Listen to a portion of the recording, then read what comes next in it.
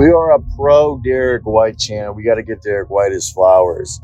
And Derrick White is basically going into that Kyle Lowry role. I'm not comparing them, but what I'm saying is hustle dude, good on both sides of the ball, can heat up offensively any given night. No one would sit here and be like, oh, Kyle Lowry, prime Kyle Lowry or Derrick White right now are like insane offensive scoring weapons, but dude, those guys can drop 20, 30 on any given night while guarding the best defensive players, while, hyping the team up with his hustle plays and his physical opposing. So, like, if you guys were like me when you grew up watching basketball, Kyle Lowry, not grew up, I guess Kyle Lowry was a little later, but, because, I'm like 24 now, but Kyle Lowry, I was like, 14, 13, 15 when like prime Kyle Lowry started happening, and Derrick White's, I think, in my mind, defensively way better and a different player, but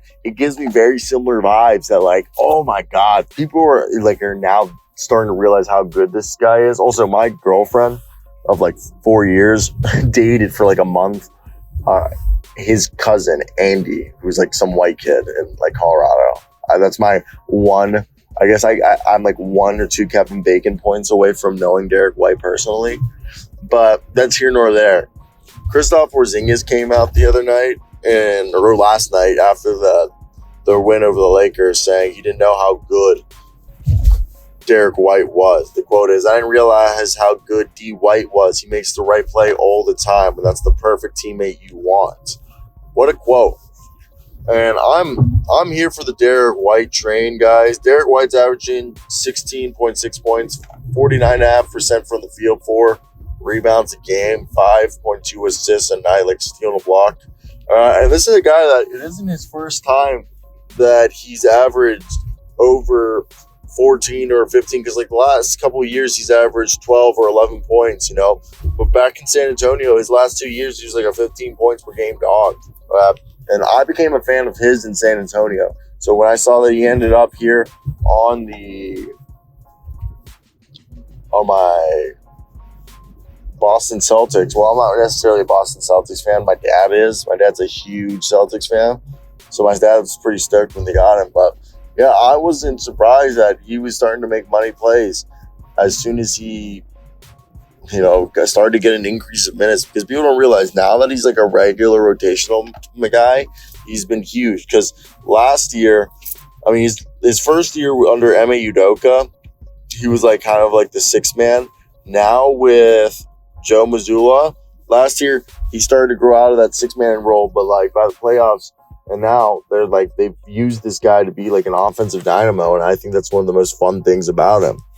And I'm a big fan of his. Like, I think he's got a lot of game, and I think he's a guy that's going to go far and help his team win. I don't know, maybe it's just me, but I do believe that this is a team that, if for them, it's going to be, like, huge. Because they don't, like, behind Derrick White being able to play both guard positions, it allows them to have flexibility, as they're not the deepest in the guards. Like, they have Payne Pritchard, Drew Holiday, and Derrick White, like, DeLon Banton's not been like the biggest impact player.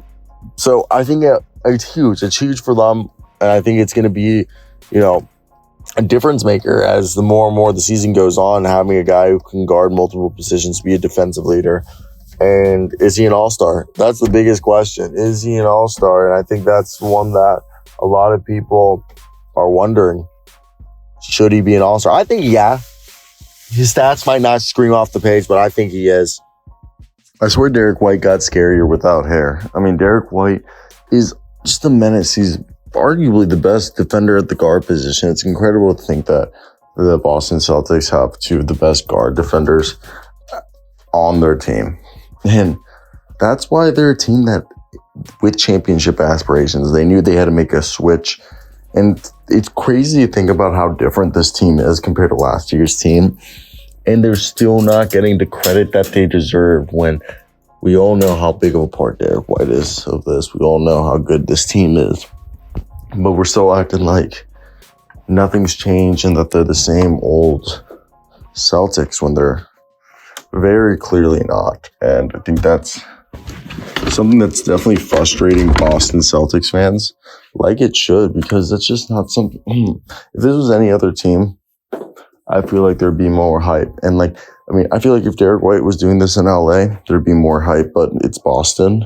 So everybody just thinks they're a bunch of dirtbags that like don't care about anything except Boston sports. So that's why I feel like they're not getting the credit that they would normally receive, like Derrick White, players like Derrick White, or Kristaps Porzingis. Like, you don't realize how good, even the Kristaps has missed some time.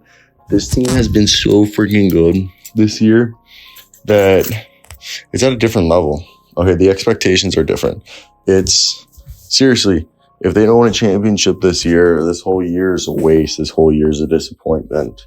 And that's not me just saying that as like my dad being a Boston fan. It's me saying that because look at the evidence. This is one of the top offenses, one of the top defenses. Joe Mazzulla has like a 71% win percentage in his career. 71%. That's absurd. Unheard of. So for me, this just makes all the more sense for someone like Derrick White to get this opportunity. I mean, I don't care all-star. Like, all-stars mean nothing.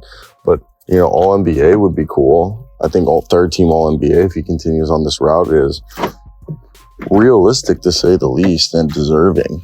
That's definitely where I want to hear your guys' opinions. If you guys are Derrick White fans, like, what would you guys want?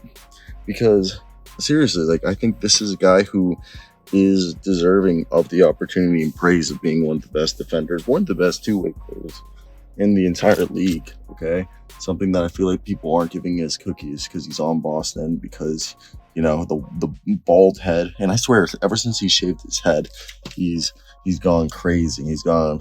Also, do you think he shaved his head because of his hairline was fucking whack?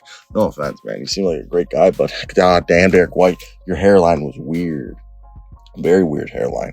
But I do think that, like, we're going to see a different Boston team in the playoffs than we have ever seen before.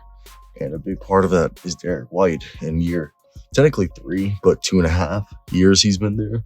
So that's like the big thing. But I don't know. This is like a team that I think really has the shot to win it all for the first time since 2008.